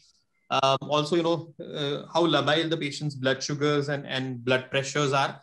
As well as the interactions, if we consider if we are using other drugs that he has been on before or which we are using in the picture, then all these things go into deciding. By and large, of course, we use DEXA. And I absolutely agree with Verghese sir. I definitely don't complete 7 to 10 days for most of our patients. Most of our patients, you will see, when they are about 91, 92 or on 1 to 2 liters, many of these patients, on steroids by day 2 or day 3 will turn non-hypoxic, or they'll be back on room air. I personally stop steroids if someone is off O2 for about 24 hours. That avoids tapering them off as well. So I think these are important issues we need to consider when we are choosing and using steroids. So we have, correct. And Dr. Murli? Yeah, obviously dexamethasone is a primary agent we are going to use, roughly 8 milligram once daily. Short course, as Dr. Prashit said, 5 to 7 days. In a severe disease, probably will be using for longer duration, like 7 to 10 days. If DEXA is not available, probably we can go for a equivalent dose of methylprednisolone or a hydrocortisone. Yeah, so in fact, definitely we all know that DEXA has been there in the recovery trial, and these were the, but there are definitely, recent guidelines, even from the AIMS as well as from the Tamil Nadu government, where they have mentioned methylprednisolone as well. And there are several other clinicians who are using methylprednisolone. The doses which are mentioned are 1 to 2 milligram per kg, which is slightly, higher than what is recommended in the recovery trial. Now, the important thing is that, yes, the steroid dose is very, very important. We should not use higher dosages. But at the same time, it also depends upon the degree severity of illness. And that's how we need to taper the dosages. We need to decide on the dosages according to the severity of illness. And of course, taper it down as depending upon the oxygen saturation. Now, most important is that DEXA or steroids should not be used in the first week of illness, especially before the onset of inflammatory phase, which usually begins 5 to 7 days after the onset of symptoms. So this is something which we really need to emphasize on. Now, remdesivir, we have already discussed. We don't have, we have various trials. Also, there is a Simple 2 trial and ACTT1 trial, which is suggesting that, of course, it offers benefit. And most importantly, as Parikshit also mentioned, that it's important to identify the right population, patients who are at risk for progression. It probably in them, it can be used early. Now, sir, you were mentioning about colchicine. Would you like to comment what is the role of colchicine in COVID-19? Yeah, now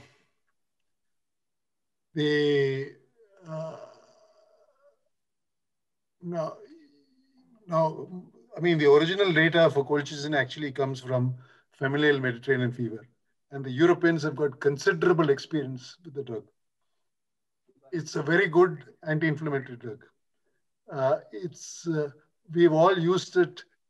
I mean, besides gout, say in a inflammatory fever, say for example, post cardiac surgery, post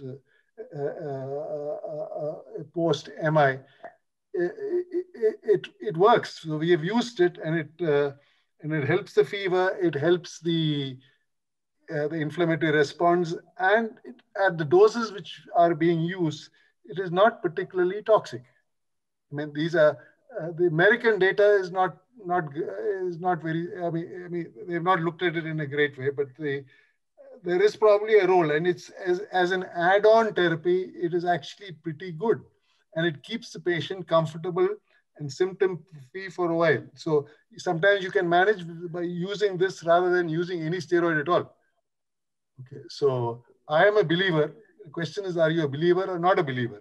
Similarly, as I said earlier, non-steroidals have a clear role.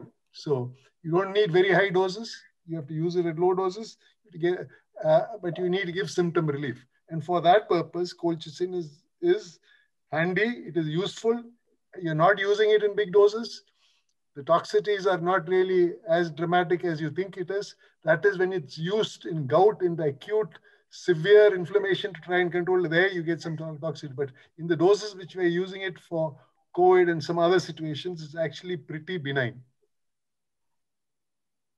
So absolutely, as probably as one of the steroid sparing or agents for the symptomatic relief, like we have the NSAIDs, colchicine may also have some potential role. And we have this recent Call Corona clinical trial, where colchicine was used in patients with high risk.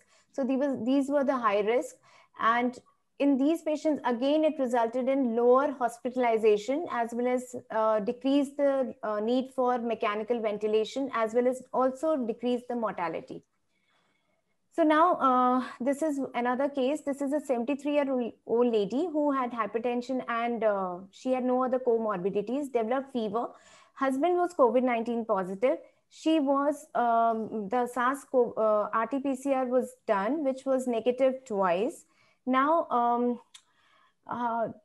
in this patient, again, the fever started increasing on day 7, and there was also hypoxia. This was the CT scan which was done, which showed severe COVID-19, and she was admitted into the ICU. Now, what is the, how should we manage it? What are the role of these various treatment strategies? Remdesivir, systemic steroids, anticoagulation. What is the role of this plasma, tocilizumab, baricitinib, tofacitinib, antibiotics, which antibiotics we should use, and is there any role of any monoclonal antibodies which are going to be available to us just probably next week? So, Parikshit, would you like to start? Yeah, Neha, so what day of illness is it for her? So this is day 7, and she day has day 7, yeah. And she's in the ICU on supplemental low flow oxygen? Yeah, absolutely. Okay, yeah. So, 13 liters, I think you said 13 liters, right? Yeah. Oh, 13 liters. 13 liters is... Okay, yeah. So, in the ICU on 13 liters of oxygen, definitely the two that go out of the window are, number 2 and number 6. So, convalescent plasma and monoclonal antibodies. And we might talk about it a little bit later on, but, these are really agents that you use the diagnosis. Not convalescent plasma now is sort of falling out of favor, but monoclonal antibodies, as you mentioned, should be here probably by the end of the month. So I won't talk about those two in the context of an ICU patient who is on 13 liters of oxygen. Day 7, 13 liters of oxygen, probably remdesivir is not going to do much because, this is progressing towards at least a non-rebreather or an HFNO or an NIV. But nevertheless, it doesn't hurt. Probably I will still use it. Systemic steroids, definitely. Probably use therapeutic anticoagulation at this point of time. We are not really sure about the microthrombosis and it's not possible to get CT pulmonary angiograms on all these patients. The other part of this now comes that this is day 7 and has a high oxygen requirement. So the immunomodulation is the next question that comes into picture here. Probably I would also start colchicine right at the outset. Between baricitinib, tofacitinib, and tocilizumab, tofacitinib, we really don't have much clinical data or experience. I have personally never used it. Again, I think we will learn a little bit more about it as we go along. There are different profiles when it comes to, JAK-STAT inhibitors. For example, if you compare tofacitinib versus baricitinib, tofacitinib has only a partial preference for the JAK2 pathway as against, JAK1 and JAK3. So we are really not very sure still about the pathophysiology of a hyperimmune response in this sort of a situation. So right now, probably the choice will have to be between baricitinib and tocilizumab. Again, if you look at the tocilizumab data, then patients who were on a fair amount of oxygen or even high flow supplemental oxygen and who had, high CRPs, typically in the recovery trial or in the UK guidelines, especially, CRPs more than 75 on steroids and on a fair amount of oxygen. These are the kind of patients in whom you can consider it. Of course, you need to be really careful about, excluding bacterial and fungal infections, which would be unusual on so earlier on. And she has just presented like a like a storm from home. Within one day, she's up to 13 to 14 liters of oxygen. So clinically, it is possible that she's in the midst of a cytokine release syndrome. Having said that, I find it very difficult to have a biochemical diagnosis of a cytokine release syndrome because the kind of numbers that we use for defining cytokine release syndrome, for example, CRP more than 75 or IL-6 more than 5 or 10 times the upper limit of normal. These are not very unusual inflammatory markers for any other infections. If you look at, leave aside sepsis or bacteremia, even if you look at viral pneumonia data from the past, if you look at CMV pneumonitis data, the median IL-6 levels in CMV pneumonitis, especially severe pneumonitis, are on the very high side. There is literature to suggest that the median levels are like 250 or 300. So we are definitely, using, I think, lower values of these markers and calling it a cytokine storm. So I'm not very sure. Of course, we have all seen that in select patients, tocilizumab does help in the immediate run. But it's difficult to, guess what will happen in the long run. So, for example, if she does not respond to it and gets intubated, then what will happen to the VAPs and the secondary infectious processes is difficult to say. So my take on this patient right now would be definitely remdesivir plus steroids plus therapeutic anticoagulation. And in the next 24 hours, I'll make every attempt to get my markers, see how the trends are, even get a procalcitonin for whatever it's worth it, look at the clinical picture, and maybe prepare for tocilizumab or baricitinib the next day. Yeah, so as you mentioned, definitely regarding the tocilizumab, Dr. Murli, would you like to comment? Of course, we have data now, initially the observational studies, and now we have the RCT, and this was also a study. Dr. Vikas Deswal was a part of this.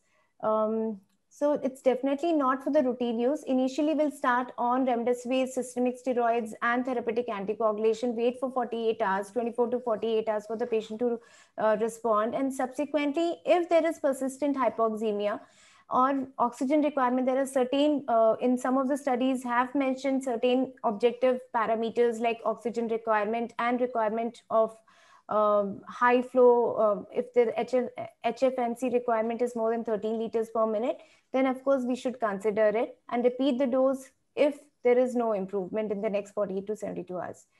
So of course, whenever TOSI is, regarding the baricitinib, already Dr. Subra has also mentioned.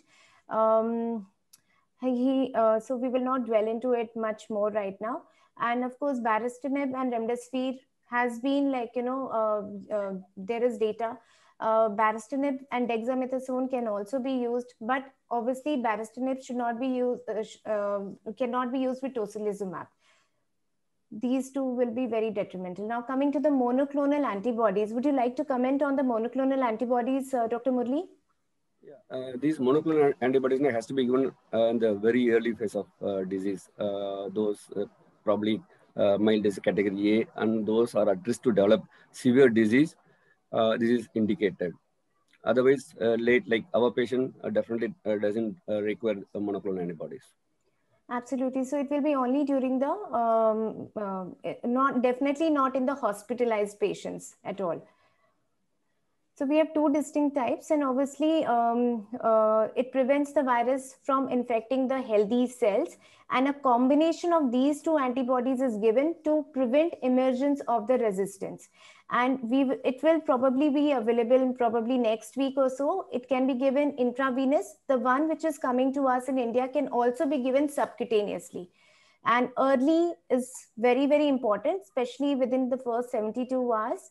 And may also be given less than 10 days, but more than 10 days, it is contraindicated. So coming to antibiotics in COVID-19, sir, would you like to comment on what antibiotics and, this patient, especially she's from the community, she's just coming into the ICU. Does she really warrant a meropenem and teicoplanin, even though she is having severe COVID-19? I think the answer is no, yeah. To put it very simply. I mean, if there's dense consolidation on the CT, maybe there is a role for drugs like piptazo or something like that. But there is clearly a tendency for overuse of drugs. Even dense consolidation can occur with viral pneumonias, but if there's a dense consolidation, and as Parishit was pointing out, maybe raise procalcitonin, there is a reasonable role for antibiotics. I don't think we need to start with second line, third line drugs up front. We need to restrict ourselves to fairly simple drugs. Otherwise, we are going to run out of, we always had a problem of XDR organisms, it's going to become rampant, and Mucor, I mean, Mucor is just the beginning. XDR is going to become the reality of life, which in a worse extent than what you're going to see. Absolutely. So the co-infections with the bacterial co-infections in COVID-19 are very, very less. So there is, from a patient who's coming with, from the community, giving a broad spectrum antibiotic is really not warranted. And this is one of the studies which again demonstrated that. And we have some data even from locally as well. So this was a poster which was presented in SIDSCON 2020, and here they found that there was, during the hospitalization from August to October, there was a decrease in the incidence of hospital-acquired pneumonia. There were certain organisms which were isolated, but they did not isolate Staph aureus and Streptococcus pneumoniae, which are the more common causes of community-acquired pneumonias. So again, it demonstrates that, probably starting off with a broad spectrum antibiotic is definitely not, we should not opt for that. So in this particular patient, we actually gave her amoxicillin clavulanic acid, and she did better along with the remdesivir, systemic steroids, as well as therapeutic anticoagulation. So I think we'll just wind up with this last case. This is a 52-year-old female who was detected with COVID-19 in 1st May. She had just mild illness for 2 days, and the fever then subsequently resolved. She had no hypoxia ever. She did not receive steroids also. But now, close to 3 weeks later, they are getting the CRP done and D-dimer done on an outpatient basis, which turns out to be elevated. So what should be done? The patient is completely asymptomatic. She does not have any symptoms. So the D-dimer has come out to be 1.85. The CRP is also elevated. Otherwise, patient is completely asymptomatic. You're asking me? Yes, sir. Well, though you have not mentioned it, I presume the person is a diabetic. Because till proved otherwise, practically everybody is a diabetic. Statistically, a moderate chance we are talking of somebody with at least subtle ischemic heart disease. What we are kind of seeing is that a few weeks, how long after the illness is this? This is 1st May. She had the fever, and now yesterday they got the test done, which is elevated. 3 weeks. Yeah, so 3 weeks into the illness. Yeah. Okay, so, but you're saying the patient is not breathless. Yeah, the patient is absolutely fine. No symptoms at all. I would not get too carried away with the numbers, but is it wrong? But there is more and more evidence which is coming to the forefront that there is that this illness seems to have a kind of a prothrombotic state, and that is occurring venous, it is occurring arterial, and it's occurring at all kinds of odd sites. Okay, it's not unreasonable. The numbers are not large. So, again, it's almost like what Soman was talking about, prophylaxis in antifungal prophylaxis. But the fact is that when they come, they seem to come and get it pretty bad. They're losing limbs, they're losing bowel, they're getting strokes, they're getting MIs. If there is no contraindication for newer, less monitored anticoagulant, there's probably a role for them for about 4 weeks or so. Even aspirin plus atorvastatin may have a role if in this kind of problem. So it's unclear, but I think I would not start because of the numbers. Because basically she is clinically well. The numbers are things which you have to interpret in the context of clinical medicine. And clinical medicine has always been has fallen by the wayside, and now even more so because you don't get a chance to examine people. So everything is virtual. Okay, Dr. Murli, your comments, and what do you think? Which patient? What should be the which patients should receive thromboprophylaxis on discharge? Basically, routine post-discharge thromboprophylaxis is not needed for everybody. Those who are at risk to develop venous thrombosis or arterial thrombosis, like elderly, obese, and probably high D-dimer, more than upper limit of normal, all those individuals might require thromboprophylaxis. So absolutely, not everybody needs to be given the thromboprophylaxis. And in case, like, if they kind of fit this criteria along with this improved VTE score of more than 4, which can also be calculated, then probably at oral anticoagulation, that can be given for a period of 31 to 39 days is what they used in the study. So I think with this, we'll wind up. This was just regarding the multivitamins. There was a patient who had received who had COVID positive, who was COVID positive, and then she received doxycycline, ivermectin, zinc, and then presented with a lot of fatigue, nausea, and gastritis. And she was absolutely fine. There was no fever. So the importance is, like, a lot of patients with zinc are not able to tolerate it. So that can, we should avoid if possible. Multivitamins also may add to gastritis. So would you like to comment on this 2DG, which is the newer drug? Well, I think Subra touched on this. Yeah. I mean, the data in the public domain is very little. Correct. The only thing I have to say is that, and it's not really a new drug. It's been around for a while. It's not worked alone great in cancer. Maybe there's a role for combined therapy. God alone knows. Basically, it is trying to starve the cell.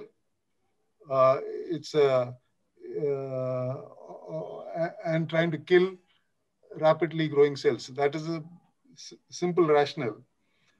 Does it have toxicity? It's been described. Again, the usual QT prolongation is talked about when it is used in cancer.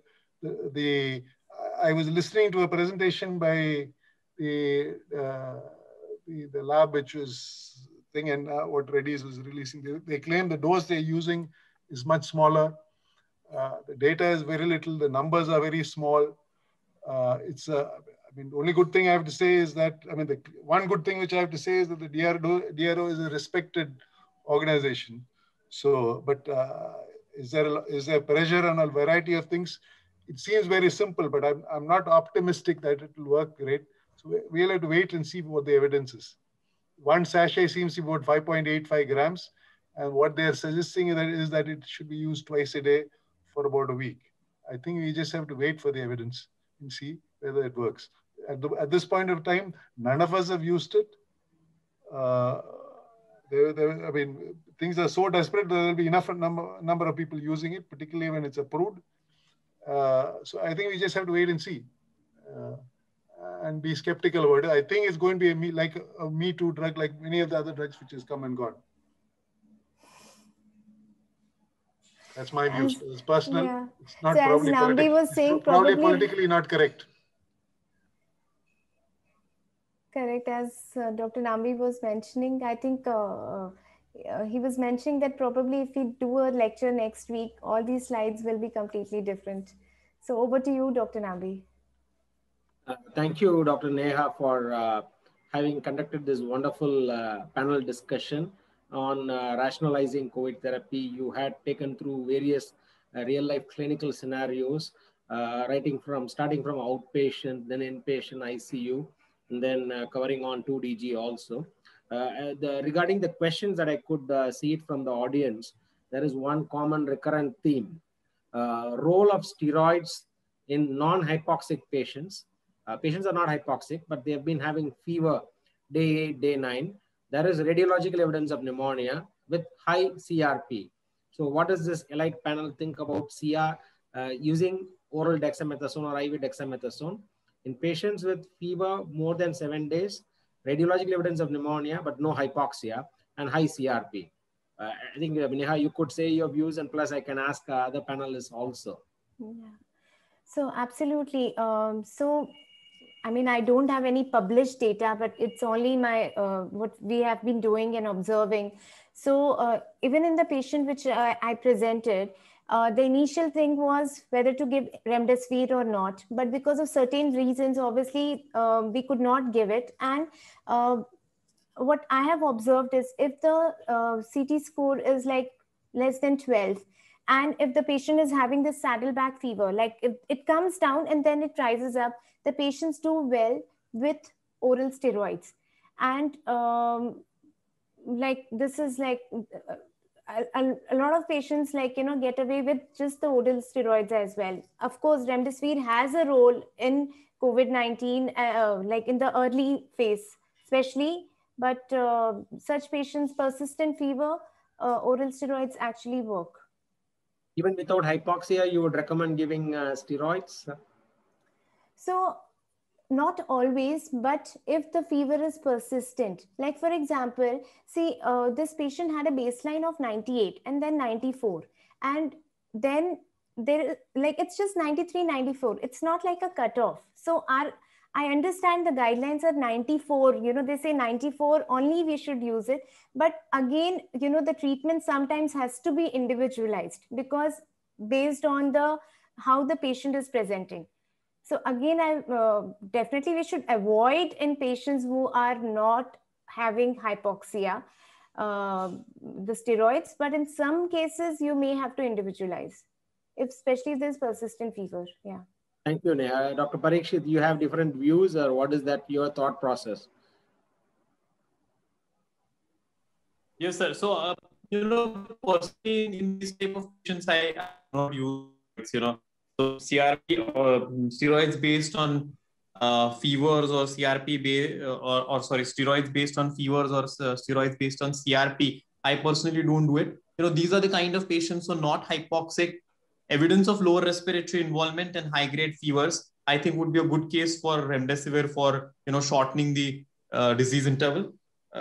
This would also be a good case for, you know, NSAIDs and aggressive use of antipyretics. Personally, I don't use steroids in these patients. Dr. GKV, your thoughts on that? No steroid. No steroids. No steroid. No steroids. And Dr. Murli, but I told you, I mentioned non-steroidal and colchicine. I think colchicine is a very useful drug at this point of time. Okay, and it's probably worthwhile seriously thinking about it. It's pretty benign, as I keep saying. Okay. Take your point regarding symptomatic treatment. That is very, very important to focus on relief of symptoms. That is what the patient expects from us. Dr. Murli, your use on using steroids in non-hypoxic patients with persistent fever. Parikshit, no steroids. Probably NSAIDs will help in this scenario. And there is another common scenario, patients with moderate to severe pneumonia. I know that we all agree upon giving dexamethasone for 10 days or an equivalent methylprednisolone, prednisolone. But if a patient has persisting pneumonia with significant oxygen requirements, do we extend the course of steroids more than 10 days? If so, based on what? If not, then what do we do? Stop steroids at 10 days and then manage the critical care part. The panels and as well as the moderators' view on extending the course of steroids in patients who are persistently hypoxic.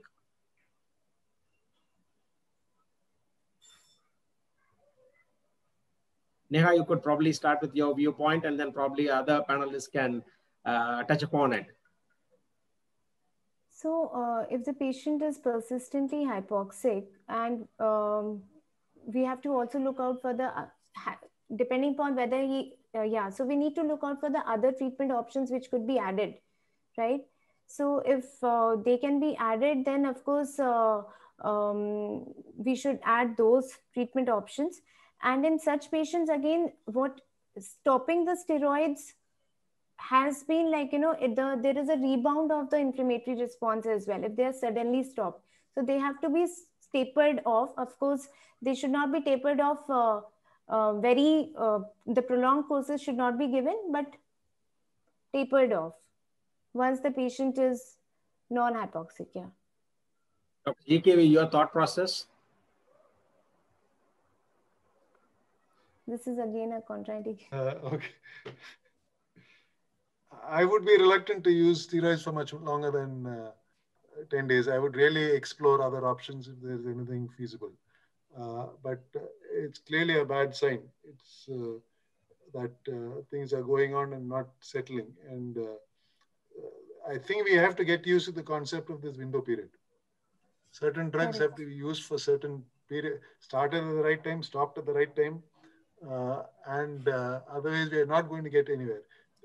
I mean, the fever will come down, but the disease is not getting controlled. That's the point. The steroid will suppress fever. I'm not saying that, but you know, but we need to control disease. But I mean, if the things are worsening, it's clearly not a great sign. And we know that people do die. And that is the reality of life. We cannot save everybody. So we try our best. We add things when appropriate and use common sense and go on. Common sense is the biggest commodity which is getting sacrificed in this pandemic. Okay. And particularly, I'll just give another example. Everything is fine. Patient is doing fine. Patient is walking fine. But your pulse ox is showing some strange numbers. Very common problem. Very, very, very common problem. And then there's all hell let loose. Okay, because I mean, sometimes the pulse ox probe has to be cleaned because if there is this kind of grease there, it doesn't show true values. So sometimes, I mean, we really have to follow some things in this business. Dr. Murali, your view on prolonged course of steroids in our Indian ICUs in patients who are persistently hypoxic? Yeah. Yeah. One, when you rule out other cause of hypoxemia, like pulmonary thrombosis or a HAP, then probably I would tend to prolong the use of steroids. Second, when there is a other organ involvement, like when there is a CNS involvement or when there is a myocarditis, probably I tend to go for a slightly prolonged course of steroids. Dr. Parikshit, your viewpoints? Generally, no, sir. I mean, beyond 7 to 10 days, I don't see a great role for steroids. I mean, some of these patients do develop organizing pneumonitis, and even in these scenarios, it's really very debatable whether prolonged steroid really helps them. We have had so many patients. I'm sure all of us have had patients who have been discharged on home oxygen and who have been on oxygen at home for days, and then slowly have been tapered off and have come back to normal. And these have been without steroids. So I really don't see a role for steroids beyond 7 to 10 days here. As Murali sir mentioned, absolutely ruling out the other things in the picture like bacterial fungal infections, hypercoagulability.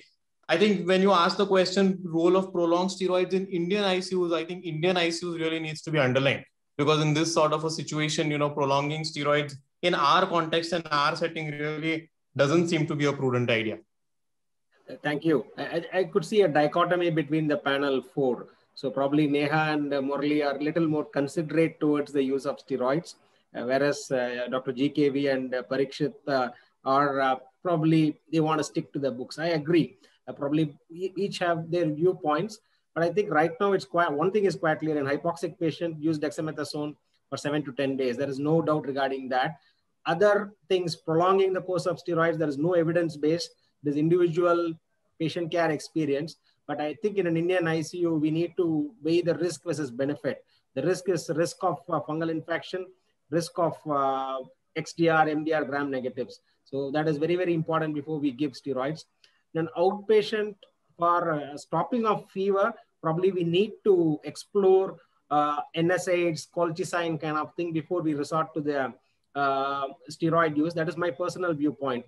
I think we have exceeded, we had a good discussion for the last 50 to 55 minutes. And I once again thank Neha for doing it at a very short notice. I should thank all the panel members plus the faculty. All I had to do is, as usual, call them on a Sunday evening or text them on a Sunday evening saying that, look, we are planning this. How do we go about it? All of them were very, very responsive, quick responses. In a day, we could fix up everything. And we had around 420 attendees for this program. And again, that shows the standing of our society to have 420 people viewing this program on a Saturday evening for 2 hours when there are multiple other activities to choose from. That goes to the quality of the faculty that we have. this program will be available in YouTube. People who have not been able to see it live for various reasons can see it in the YouTube. All they have to do is to type SIDS, C-I-D-S, SIDS webinar. So people can access that. And the program will be later available in our website, www.sidsindia.org also. I think Dr. O.C. Abraham, the president of our society, is also in the panel here. Dr. O.C., would you like to offer some comments, or can we close the session?